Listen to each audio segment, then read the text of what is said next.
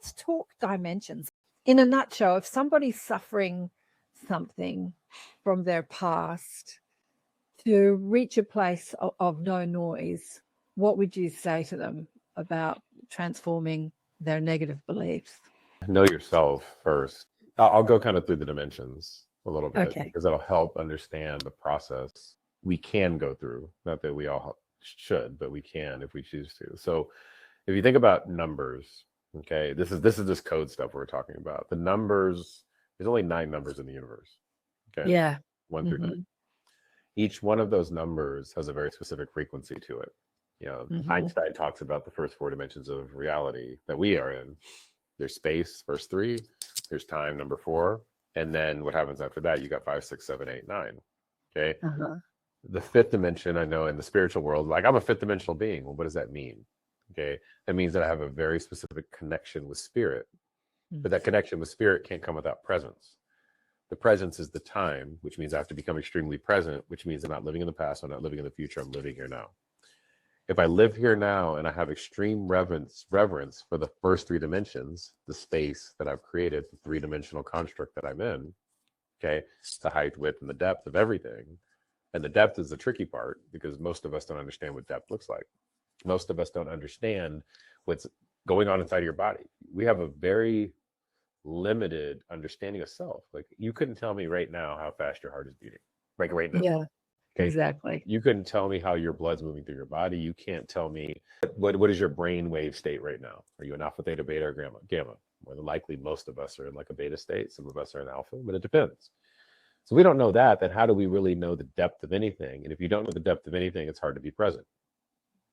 So when you go into meditation, what ends up happening is you basically kind of like bypass this rational depth and you go into a depth within yourself by becoming still, and then the present starts to arise. And when it starts to arise, and you have a direct connection with spirit, which is the 5th dimension.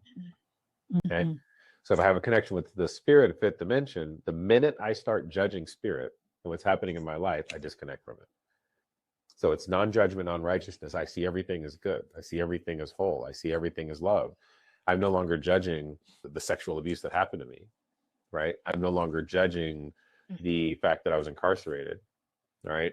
Now, the dangerous thing in the spiritual community, if I were to say this, or the thing that keeps us out of coherence, is that the minute that I no longer integrate that process and then continue to manage myself in this world, which has subconscious programming, it has traumatic things that I keep remembering. It has a way that I will create realities when I feel like I am not tuned in or something happened, or let's say all of a sudden I get somebody knocking on the door and they say, hey, somebody just hit your car. And then all of a sudden you get your heart race and like, what am I going to do? And then you kind of, people freak out, right? Whatever it might be, or something happened to somebody in your family. We then drop out of it. We now go back into the programming layer that we were in that kept us safe. And then you run that program, and almost like the conscious you that is connected with spirit is gone. And then you lose that attunement. What that does is when we pay so much attention to the outside world, which is just derived from our senses, which is less than 1% of all visual spectrum of light. There's so much more going on in the universe, right? Than just the little bit that we see. What happens at that moment is that we never step into our purpose, because your purpose is to the 6th dimension. So the purpose intended for you in the physical form that you're in, based on the day that you were born, and for nobody was born at the same place, same time as you. You were literally imprinted with a very specific code, and there's something you are here to do. When you have no judgment and unrighteousness, you get blessed with your purpose and you start walking in that.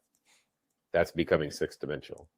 Then the 7, they say keep the Sabbath holy. That's the 7, right? When you go into the 7, okay, that allows you to then be fully in your purpose, fully understanding the depth of yourself, fully present, and you become a bridge to helping other individuals. You become a bridge to what I call going from I to we. So I can see, I'm literally have the ability to help everybody, because now I'm at rest. That's why they say keep the Sabbath holy. You are whole. And then you rest on the Sabbath, because I no longer have to do anything else but just do what my purpose is. Just be, becoming. When you do that, you become 8th dimensional. You start to see things through your eyes and the eyes of everybody else around you. You understand, you have extreme empathy, you have extreme conviction, you have extreme sovereignty. I don't know who in the world does this, but I know it exists.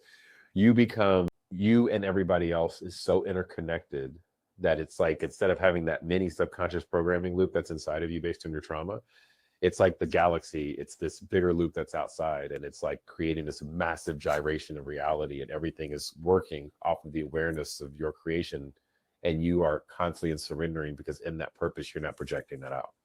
And then the ninth dimension, you take the 6, you flip it over, that's literally God's and the divine purpose for everybody, right?